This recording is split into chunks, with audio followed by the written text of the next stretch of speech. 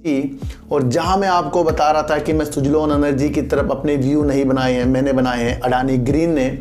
और अडानी ग्रीन ने ऐसा उछाल या सारे शेयरों ने करके दिखाया, वो रणनीति दूं, आपका पोर्टफोलियो हमेशा ग्रीन रहेगा अगर आप रणनीतियों पर वर्क करते गए। और छोटे मोटे शेयरों से मैंने आपको कहा है कि साल से 1-2 बार में किसी भी लक्ष्य यानी प्रॉफिट को पाने के लिए रणनीति हाथों हाथ नहीं बनती, उसके लिए रणनीति पहले से बनाई जाती है। रहना ही नहीं ऐसे लोगों को। देखो सर, वही लोग मात खा जाएंगे जो अंधा आंख बंद करके किसी एक शेयर पर अपना दिल लगाएंगे। फिर बता रहा हूँ, सुझाव सबसे ज़्यादा इम्पोर्टेंट उसमें हमें लग जाने चाहिए जिसके अंदर म्यूचुअल फंड वाले होते हैं, क्योंकि म्यूचुअल फंड वालों के पास अपनी एक टीम होती है और वो मैंने आपको पहले बताया था हर दिशा में कंपनी गुमराह कर देती है। मार्केट में समझना कि कभी कभी कोई शेयर की तेजी दूसरे शेयर से हमें वंचित कर देगी। लिख ले, ये बहुत बड़ा पॉइंट बता रहा हूँ। कह रहा सर मैं आपको अनसब्सक्राइब कर रहा हूँ, तो उसके बारे में भी बात करेंगे। क्या उनकी दिल की इच्छा थी, क्यों वो मेरे चैनल से अलग हुए हैं, क्या उनकी प्रतिक्रिया रही है, उसके बारे में भी बात करें।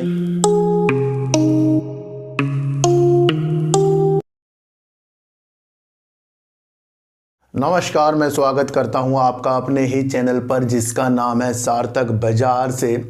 आज बात करेंगे सर अशोक लीलैंड यानी कि ई बस के बारे में, जिसके अंदर टाटा मोटर्स, अशोक लीलैंड अलग अलग कंपनियां जो ई बसों में काम करेगी, उसके अंदर हमें किस तरीके से एक व्यू दिख रहा है, दिशा दिख रही है, उसके बारे में बात करेंगे। और बात करेंगे आइनॉक्स विंड की बारे में और इससे ही जुड़ता हुआ शेयर सुजलोन एनर्जी, उसके ऊपर भी बात करेंगे। क्योंकि एक सब्सक्राइबर ने कल अनसब्सक्राइबर कर दिया मुझे, कह रहा सर मैं आपको अनसब्सक्राइब कर रहा हूँ, तो उसके बारे में भी बात करेंगे। क्या उनकी दिल की इच्छा थी, क्यों वो मेरे चैनल से अलग हुए हैं, क्या उनकी प्रतिक्रिया रही है, उसके बारे में भी बात करेंगे। और बात करेंगे सर गौतम अडानी की यानी कि अडानी ग्रुप की सर। और अडानी ग्रुप में आ रही है तेजी। और जहां मैं आपको बता रहा था कि मैं सुजलोन एनर्जी की तरफ अपने व्यू नहीं बनाए हैं, मैंने बनाए हैं अडानी ग्रीन ने। और अडानी ग्रीन ने ऐसा उछाल या सारे शेयरों ने करके दिखाया, वो रणनीति आज की नहीं है सर, वो तो 15-20 दिन से बन रही थी, धीरे धीरे बन रही थी। पर उस चीज़ को समझना पड़ता है। किसी भी लक्ष्य यानी प्रॉफिट को पाने के लिए रणनीति हाथों हाथ नहीं बनती, उसके लिए रणनीति पहले से बनाई जाती है। तो उन स्थितियों में भी आज हम बात करेंगे सर कि अडानी ग्रुप में अब हमें आगे क्या करना चाहिए। सबसे पहले मैं सबको हाथ जोड़कर फिर से धन्यवाद देना चाहता हूं कि काफ़ी लोग मेरे व्यू पर अच्छी प्रतिक्रिया दे रहे हैं। वो सोच रहे हैं कि कुछ अच्छा चैनल उन्हें देखने को मिला। जिस तरीके से वो मेरे चैनल पर कमेंट करते हैं, मुझे उस चीज़ से प्रतीत होता है कि अभी भी मार्केट में कुछ लोग साइकोलॉजी पर वर्क करना चाहते हैं और इधर उधर की बातें, यानी कि ये भाग गया, वो गिर गया, ये उठ गया, वहाँ ये हो गया, यहाँ इस चीज़ से हटकर, टारगेट से हटकर दिशा समझने पर वर्क कर रहे हैं। ये मुझे लाजमी अच्छा लग रहा है कि हम समझकर वजूद पा रहे हैं मार्केट का। और उस वजूद का एक नतीजा मैं आपको बता दूं, आपका पोर्टफोलियो हमेशा ग्रीन रहेगा अगर आप रणनीतियों पर वर्क करते गए। और छोटे मोटे शेयरों से मैंने आपको कहा है कि साल से 1-2 बार में वो जो करना होता कर लेना चाहिए, क्योंकि उसके बिना भी कुछ भी चीज़ अच्छी नहीं होगी। मैं आपको इतनी सी एक बात बता दूं। तो सबसे पहले देखिए कि जो भी शेयर बड़ी तेजी के संकेतों के साथ भाग जाता है, फिर उसके अंदर हमारी प्रतिक्रिया लग जाती है उसे खरीदने के लिए।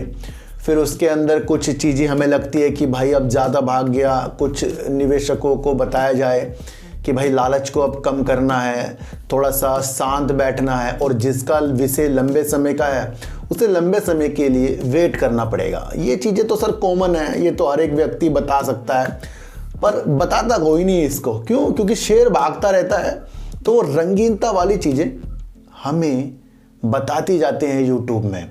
तो मैं इसलिए कह रहा हूँ अच्छे अच्छे चैनल पर विश्वास करिए और देखिए कि क्या जो काफ़ी ऊंचे शेयर पहुंच गए हैं। मैं बात कर रहा हूँ वैसे सर सुजलोन एनर्जी की। देखो सर, सुजलोन एनर्जी की कल एक वीडियो बनाई थी और बड़ी प्रतिक्रिया के अनुसार बनाई थी, और मैंने उसके लक्ष्य जो आपको बताए हैं 2025, 2027, 2030, और मैं क्या कह रहा हूँ, कंपनी बिल्कुल भी खराब नहीं है।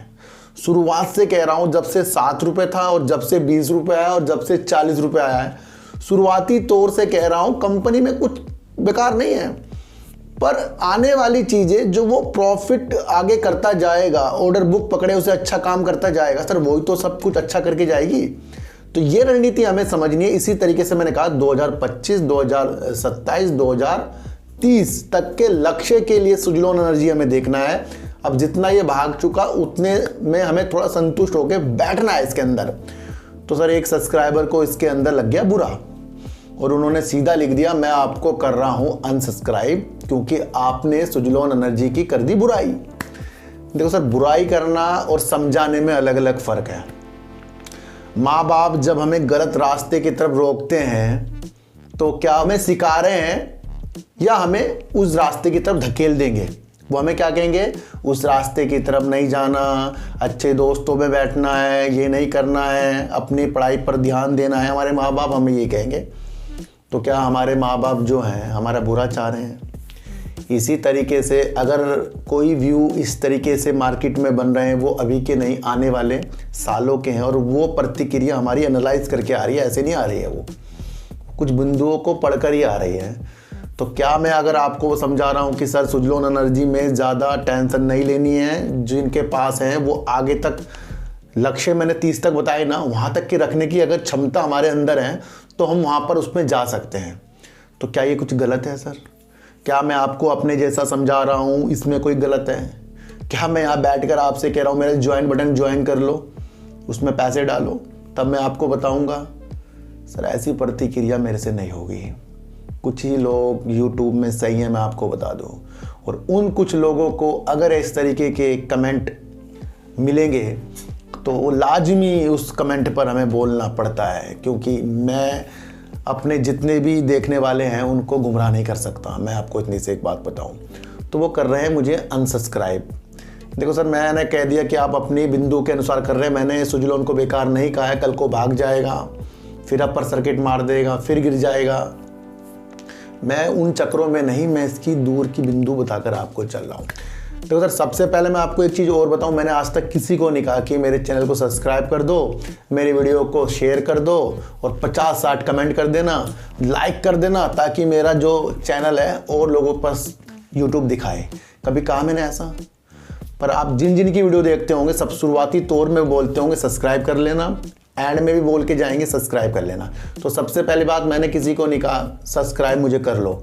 और अगर वो अनसब्सक्राइब सिर्फ इस वजह से कह के जा रहे हैं कि उनको अंधा प्यार हो गया सुजलॉन से, तो मैं तो कहता हूँ सर और 4-5 ऐसे लोगों को भी अपने साथ ले जाओ जिसको अंधा प्यार है।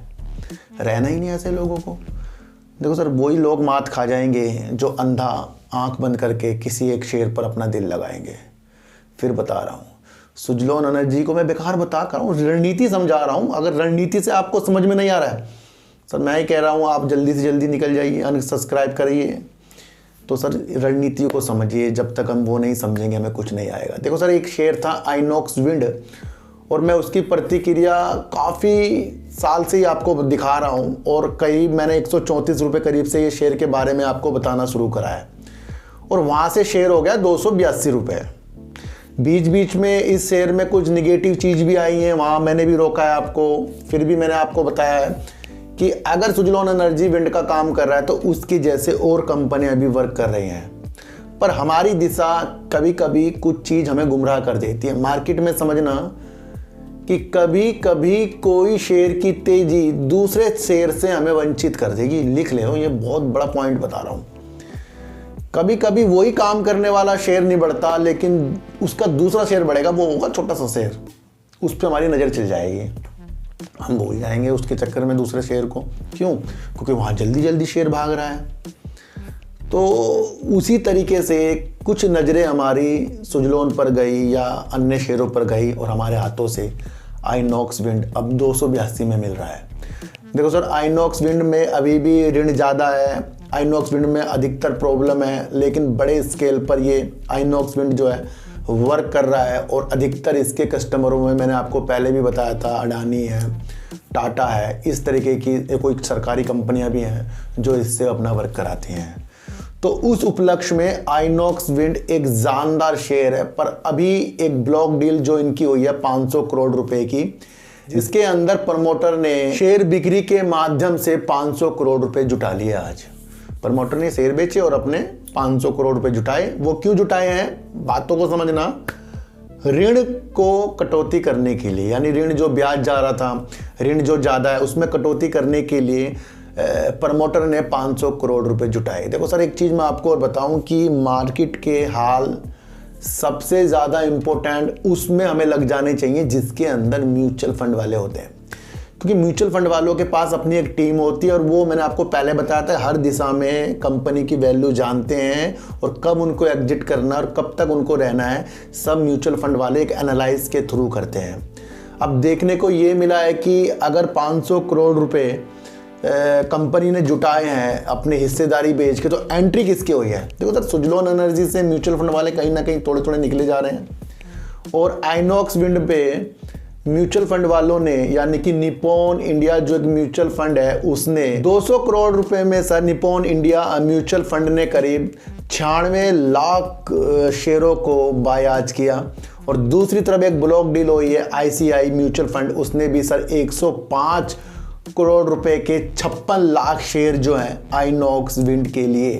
तो यहाँ पर अब एक एंट्री अलग से दो दिग्गज म्यूचुअल फंड वालों की हुई है। इस तरीके से और भी कंपनी ने अपने शेयर बेचे और 500 करोड़ रुपए ऋण को कम करने के लिए जुटाए हैं। तो सर कंपनी का व्यू जो है आगे की मंशा के साथ, देखो सर ये भी लक्ष्य जो है 2025, 27 और 30 के साथ ही चलेगा, धीरे धीरे चलेगा। ये नहीं कि आज ये 16 रुपये भागा तो आज ही इसको खरीद लें, कल को कुछ निगेटिव न्यूज़। तो सर निगेटिव न्यूज़ का साया मार्केट पे चल रहा है और वो है चाइना से। ये मैंने आपको निरंतर बता रहा हूँ। इसी तरीके से आज मोरपेन रेड में था, ग्रीन में हो गया एकदम अचानक से, तो आज फिर मैंने इसके शेयर खरीदे, लेकिन इंट्राडे गया था मैंने आज उसके अंदर थोड़ा सा।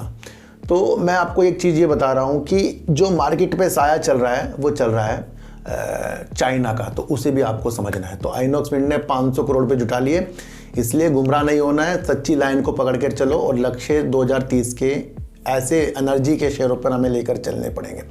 देखो सर, अशोक लीलैंड हो, टाटा मोटर्स हो या अन्य कोई ईवी बस में वर्क करता हो, उसके लिए एक अच्छी योजना या खबर ही इसको समझ सकते हैं कि हमारे जो देश में अभी तक ई बसों की हिस्सेदारी, यानी ई बस भाई हमारे जो पूरे देश में कहीं भी जो चलती हैं उसकी हिस्सेदारी कितनी है सर? ओनली 7% की, यानी कि 7% की हिस्सेदारी बाजार में जो है इंडिया में इलेक्ट्रिक बसों की है। और इकरा एक ऐसी रेटिंग एजेंसी है, उसने एक अनुमान लगाया, उसने बहुत कुछ देखा और उसको देखकर ये लगा कि वित्त वर्ष 2023 तक 7% की जो अभी फिलहाल की हिस्सेदारी है ई बसों में, ये वित्त वर्ष 2025 में करीब 13% तक हो सकती है। यानी कि 2 साल में ही, यानी 24 तो आ गया 25, 2 साल में ही करीब 6% की हिस्सेदारी बढ़ेगी। और जब 6% की हिस्सेदारी बढ़ेगी तो इसका मतलब क्या होगा? भारत में इलेक्ट्रिक बसें और ज़्यादा से ज़्यादा आएंगी। ये आप समझ लेना, ये इकरा ने एक बताया। अब मैं आपको क्यों जोर दे रहा हूँ, टाटा मोटर्स पहले ही इलेक्ट्रिक बसों में वर्क कर रहे हैं। दूसरा, अशोक लीलैंड की कंपनी स्विच मोबिलिटी, जिसके अंदर उसने 1200 करोड़ रुपए उसके इलेक्ट्रिक वाहन के क्षेत्र में अच्छे उज्ज्वलता के लिए देखे। उसके बाद वो भारी अच्छे निवेशकों से निवेश की चीज़ें जो है स्विच मोबिलिटी में देखना चाह रहा है, और अगर कोई उसके अंदर निवेश नहीं करता तो जब तक के वो खुद करेगा। तो यहाँ स्विच मोबिलिटी जो काम करेगी इलेक्ट्रिक बसों के लिए करेगी। और एक डाटा जो 6% बढ़ने का आया, यहाँ से दिशा दिखा रहा है कि भले ये 2 साल का हो, लेकिन आपको समझना है कि बसों वाले ई बसों वाले शेयरों पर हमारी नज़र अब जानी चाहिए। देखो सर, क्या एक चीज़ आपको देखनी चाहिए, सरकार जिस तरीके से सरकारी अनुदान कर रही है या उन्नत तकनीक आ रही है, उससे क्या है पूंजीगत जो व्यय है ई बसों में कम होता जा रहा है। जब सरकार अपना कुछ पैसा PLI स्कीम के तहत देगी या फिर इस तरीके की उन्नत टेक्नोलॉजी आ रही है तो इससे कुछ खर्चा कम होगा, तो ये भी एक बेनिफिट है। डीजल बस के मुकाबले ई बसें जो है परिचालन में कम लागत लगती है, तो यहाँ भी एक ऐसी चीज़ है कि ई बसें जो हैं यानी इलेक्ट्रिक बसें जो हैं छाने वाली है, ये आपको समझकर चलना। तो यहाँ से आपको एक अच्छी दिशा देख लेनी चाहिए। CESL जो है इस तरीके की 3500 बस ई बसें का जो निविदा है वो निकाल दी है और उसके अंदर वो खरीद, निर्माण और संचालन के लिए वो इस तरीके की निविदाएं निकाल रहा है। इससे पहले भी उसने 10,000 बसों के लिए 2 निविदाएं निकाली थी। तो यानी निविदाएं भी ई बसों में चल रही है और यहीं की कंपनियां इसको पूरा करने की दिशा में निकलेगी। और हमें देखना है इकरा की रिपोर्ट, रेटिंग रिपोर्ट, और वो रेटिंग वाली एजेंसी ने एक अनुमान लगा दिया कि यहाँ ई बसों की चीज़ें बढ़ने वाली है। तो यहाँ से किन किन लोगों को दिशा दिख रही है उस पर वर्क करना। देखो सर, मेरी जो वीडियो होंगी अलग होंगी, समझने वाली होंगी, और जिसको समझ में आएगा वो जय हिंद लिखेगा, जिसको समझ में नहीं आएगा वो कहेगा मैं अनसब्सक्राइब कर रहा हूँ। आप बोल क्या रहे हो? मैं महत्वपूर्ण चीज़ बता रहा हूँ, इसको समझना है। खोना क्यों है किसी के प्राइस पुरुष में? हमें देखना है कि आगे होने क्या वाला है, हमें इस चीज़ को समझना है सर। तो ध्यान रखना सर, देश में 169 शहरों में 10,000 ईवी बसें शुरू की जाएंगी, चलने के लिए तैयार होंगे। तो इकरा की रिपोर्ट अगर हम देखें तो यहाँ पर दिशा मिल रही है इलेक्ट्रिक बसों वाले शहरों के अंदर। तो ये दिशा आपको देख लेनी चाहिए। देखो सर, अब बात करेंगे अडानी ग्रुप की। जैसे मैंने आपको कहा कि कोर्ट का जो भी फैसला निकल कर आएगा उसके बाद से अडानी की स्थितियाँ अलग अलग तरीक़ों से होंगी, लेकिन अभी कोर्ट का फैसला आया नहीं है। देखो सर, मैं आपको एक चीज़ बताऊं कि अगर सब कुछ अच्छा होता तो आज ही सारे में अपर सर्किट लग जाता। जब हिडनबर्ग की चीज़ों से 70 से 80% शेयर गिर सकते हैं तो क्या कोर्ट के फैसले से 40 से 50% नहीं बढ़ सकते? लेकिन वो चीज़ें अभी हुई कहाँ हैं? समझने वाली बात है। जो भी आज अडानी के शेयरों में रंगतें बाहर आई हैं वो 3 जो चीज़ें हैं पॉजिटिव उसके अनुसार आई हैं। मार्केट में हमें व्यू पर काम करना है, समझना है। देखो सर, लोग टेक्निकल करते रहते हैं। क्या टेक्निकल की चीज़ें आपको अडानी ग्रुप पे आज नज़र आई? वहाँ मसला कोर्ट से निकलना था, शेयर भागने थे। वहाँ मसला कोर्ट का किसी को समझना था, शेयर को खरीदना था। वहाँ हिडनबर्ग का मसला किसी को समझना था, शेयरों को गिरना था। तो यहाँ क्या चीज़ हो रही है? मैं कह रहा हूँ सर, न्यूज़ पर वर्क कर लो, न्यूज़ की साइकोलॉजी पकड़ना शुरू हो जाओ। सबसे पहले आपको देखना है कि सेबी पर जो उंगलियां लोग उठा रहे थे उस पर सबसे ज़्यादा विश्वास कोर्ट को भी है। कोर्ट कह रहा है कि अपने हिसाब से सही काम कर रहे हैं, तो ये हो गया पॉजिटिव संकेत। दूसरा, सेबी ने कहा है कि अब हमें और समय नहीं चाहिए, हमें विस्तार नहीं चाहिए। इससे क्या हुआ कि आगे जो जांच 22 में वो करके बैठा है उसमें वो कुछ नहीं करेगा, पर 2 के लिए वो वेट करेगा। वो कर रहा है जो बाहर से कुछ फॉरेन एजेंसियां होती हैं जो उनको रिपोर्ट देंगी, उसका वेट है। तो जब वो 2 चीज़ें और रिपोर्ट जो आने वाली हैं 2 मामलों में, तो ये 24 टोटल हो जाएंगी। उसके बाद जो होगा सुप्रीम कोर्ट फिर से कुछ सुनवाई या फिर उस पर कुछ अपना फैसला दे सकता है। तो यानी यहाँ पर अब इंतजार करना है जो 2 चीज़ें निकल कर आएंगी, लेकिन वो आनी इतनी आसान तो नहीं कि अभी आ जाएंगी वो। तो यहाँ क्या होगा, थोड़ा रंगीनता बाहरें और भी आ सकती हैं, ऐसी कोई बड़ी बात नहीं है। तो हमें ये समझना है कि कोर्ट के द्वारा जो तीसरा पॉइंट था वो था कि अडानी ग्रुप के ऊपर हिडनबर्ग ने जो इल्ज़ाम लगाए उसे सच मानने की कोई ज़रूरत नहीं है, ये भी सुप्रीम कोर्ट ने कहा है। तो यहाँ से सब चीज़ लोगों ने सोचा सब पॉजिटिव होगा। ये पॉजिटिव संकेत थे सर।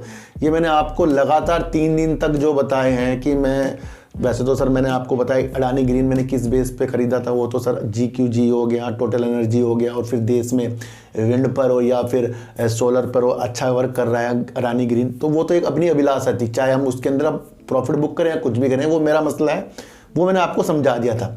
लेकिन मसला यहाँ समझना है कि कोर्ट ने अपना फैसला रिजर्व रखा है, और जो चीज़ हमें अभी पता ना लगे उस पर अपनी प्रतिक्रिया अच्छी करके शेयरों को खरीदना या बेचना दोनों गलत हैं सर। मैं आपको बता दूं, देखो जब शेयरों में बड़ी तेजी की छलांग आती है तो हम सब समझते हैं कुछ अच्छा हो गया।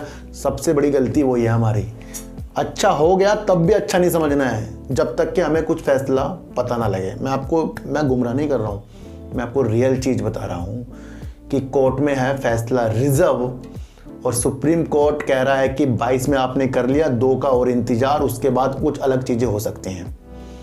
तो यहाँ जितनी भी अभी तक चीज़ें हुई हैं वो तो पॉजिटिव हैं, और उसकी वजह से आज शेयरों में रंगीनता बाहर आई, और हो सकता है कल परसों भी आ सकती है, कोई बड़ी बात नहीं है, आ सकती है। लेकिन एक मसले पे हमारा वेट रहेगा कि फिर कोर्ट से जो फैसला निकल कर आना है, जजमेंट निकल कर आना है, वो उसको हमें भी वेट करना पड़ेगा, उसके बाद अपनी प्रतिक्रिया देनी है। तो सारा मसला आपको समझना है सर, अभी अडानी ग्रुप में हमें ज़्यादा खुश नहीं होना है। मैं आपको बिल्कुल रियल बता रहा हूँ, जिनके पास है वो आने वाली मंशा 2024 के चुनाव भी मैंने आपको बताया था, और वहाँ तक के अपनी वेट अगर वो कर सकते हैं उसके बाद तक, तो ये सारी चीज़ें होंगी। पर एक साया मैंने आपको कहा था कि चाइना वाला भी चल रहा है, ये आपको समझना है, जैसे बीमारी वाला। देखो सर, एक चीज़ मैं आपको बताऊं कि मैंने आपको बहुत एक महत्वपूर्ण चीज़ बताई थी कि फार्मा के ऊपर, कि जब हमारा स्वास्थ्य मंत्रालय पूरे भारत में जायज़ा ले रहा है कि हमारे इक्विपमेंट्स पूरे हैं या नहीं हैं, एंटीबायोटिक्स अवेलेबल पूरी है नहीं है, बेड कितने हैं, क्या क्या चीज़ें हैं, तो यहाँ एक अलग तरीके से जांच हो रही है फार्मा की इस बीमारी से लड़ने के लिए। तो उसको भी आपको अपने दिमाग में रखना है।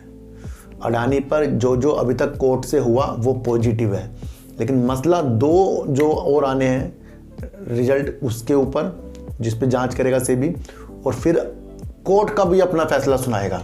तो वहाँ तक तो सर हमें वेट करना पड़ेगा, इसलिए ज़्यादा किसी चीज़ में भी हमें खुश नहीं होना। मैं आपको इतनी सी एक बात बता दूँ, तो चारों तरफ आज तो अडानी के शेयरों ने कर दी रंगीनता, और जो लोग पहले लॉस में बेच कर गए वो आज पछता रहे होंगे, और जो नहीं खरीद पाए वो भी पछता रहे होंगे। तो पछताने वाले काम करने पड़ेंगे बंद, और गलतियों से ही सीखना पड़ेगा। और जितना ज़्यादा हो सके न्यूज़ को खोलिए, न्यूज़ को समझिए, न्यूज़ के अंदर तक घुसिए और उसकी साइकोलॉजी को अच्छा कीजिए। और अगर किसी शेयरों की एनालाइज पर कुछ हमारे द्वारा कुछ बताया जा रहा है तो उस पर नाराज़ ना होइए, हो सके तो चैनल को ब्लॉक कीजिए, लेकिन ऐसे कमेंट मत करना कि आपने सुजलोन को बेकार बताया, मैंने आपको अनसब्सक्राइब कर दिया। सर बेकार मैं किसी भी शेयर को नहीं बताता था। कल तक तो मैं अडानी की भी बड़ाई कर रहा हूँ, पर आज जो मेरे आगे जो बिंदु निकल कर आए कि जो मुझे मेरा माइंड कह रहा है वो मैंने आपको बता दिया। तो इसलिए मैं आपको वो चीज़ें सब चीज़ समझनी पड़ेगी। तो बिना मकसद के कोई भी मैं वीडियो नहीं बनाता, सबसे पहले आप ये समझ लेना। और आपको और अपने को एक जैसा समझता हूँ, कोई मैं यहाँ किसी से पैसा नहीं मांग रहा। मैं आपको बता दूँ, मेरे लिए छोटा और बड़ा इंसान सब एक समान है। मैं सबसे पहले आपको एक चीज़ बता दूँ, और अपनी जो भी चीज़ें मैं आपको बताता हूँ ये सिर्फ मैं अपनी एक एनालाइज करता हूँ। इसके द्वारा आपको खरीदना और बेचना ये आपका अपना फैसला है, मेरा कोई भी नहीं है। मैं किसी को भी शेयरों को खरीदने बेचने की चीज़ें नहीं बता रहा हूँ, मैं सिर्फ आपको यहाँ न्यूज़ और न्यूज़ की साइकोलॉजी के बारे में समझा रहा हूँ। तो इकरा रेटिंग एजेंसी की तरफ से एक रिपोर्ट जो उन्होंने भेजी है, उसकी वजह से 13% की वृद्धि ई बसें जो है बाजार की हिस्सेदारी भारत में वित्त वर्ष 2025 तक बना लेंगे। अभी फिलहाल 7% की हिस्सेदारी ई बसों की है, और ई बसों से जुड़ते हुए शेयर मैंने आपको बता दिया। आपको अब देखना है कि हम उसके अंदर कितनी प्रतीक्षा कर सकते हैं। सुजलोन एनर्जी मेरी नज़रों में आज भी अच्छा है, पर रखने वाले वजूद किसके अच्छे हैं उस पर आपको देखना है। 2025, 2027, 2030 वो लक्ष्य को समझिए। मेरे द्वारा कोई सा विषय नहीं है, रणनीति आपको समझकर चलनी पड़ेगी। आइनॉक्स विंड ने जुटा ली है 500 करोड़ रुपए अपने ऋण की कटौती करने के लिए, और वो हिस्से को खरीदा है म्यूचुअल फंड ने, ये आपको समझना है। और आगे आपको देखना है कि अडानी ग्रुप के शेयरों में थोड़ा हमें संभल कर रहना पड़ेगा, और जब तक के कोर्ट से सब कुछ निकल कर ना आए तब तक के अपनी प्रतिक्रिया ना निगेटिव ना पॉजिटिव, ना ज़्यादा खरीदना ज़्यादा एवरेज करना, इस पर बिल्कुल नहीं बनानी है। क्योंकि कभी शेयर 20% भाग जाते हैं तो कभी शेयर 20% गिर भी सकते हैं। तो ये तो लॉटरी वाले शेयर होते हैं इस तरीके के। तो अगर आपका मकसद काम को देखकर आगे के लिए है फिर वो समझिए सर। तो किसी भी शेयर में आपको फंसना नहीं है, अपनी एनालाइज को अच्छा करिए और अच्छे तरीके से आगे बढ़िए। तो सर एक बात मैं आपको और बता दूं, जो हर बार कहता हूं कि किसी की भी टारगेट वाली वीडियो में खोना नहीं है, खुद को गुमराह मत करना। कोई भी आपको अमीर नहीं बना सकता, कोई भी आपको हाथ पकड़कर शेयरों को नहीं खरीदवा सकता। और अगर आपको लगता है कि कोई आपको कह रहा है कि ये इसका टारगेट, वो उसका टारगेट, और वो उसका स्टॉप लॉस भी दे रहा है, तो समझ लो उसे कुछ नहीं पता। अपनी बुद्धि को आगे करिए। और अगर जो आपको एक से एक सलाह दे रहा है कि ये शेयर खरीद लो, वहाँ ट्रेड कर लो, यहाँ ये कर लो, तो उसे इतना पता है तो फिर वो हमें क्यों बताएगा? सबसे पहले आप खुद ये चीज़ पूछो। वो खुद नहीं बैठ जाएगा सर घर पे ही, और क्यों बताएगा? जहाँ से किसी को खजाना मिल जाए वो दूसरों खजाना क्यों बनाएगा? लेकिन मास्टर जो होते हैं वो मास्टर होते हैं, खुद तो गरीब होते हैं, दूसरों को अमीर कर देते हैं। उसमें से मैं हूँ। मैं खुद तो गरीब हूँ भाई, लेकिन मैं आपको शिक्षा सही दे रहा हूँ, ये आपको समझकर चलना पड़ेगा। तो सर चींटी को हटा दीजिए, गाय को रोटी दीजिए और अपने बच्चों को ज़्यादा से ज़्यादा प्यार कीजिए, क्योंकि बच्चे ही आपकी मासूमियत से किस्मत पलटेंगे। तो फिर मिलेंगे आपसे नए वीडियो के साथ, जब तक के लिए नमस्कार।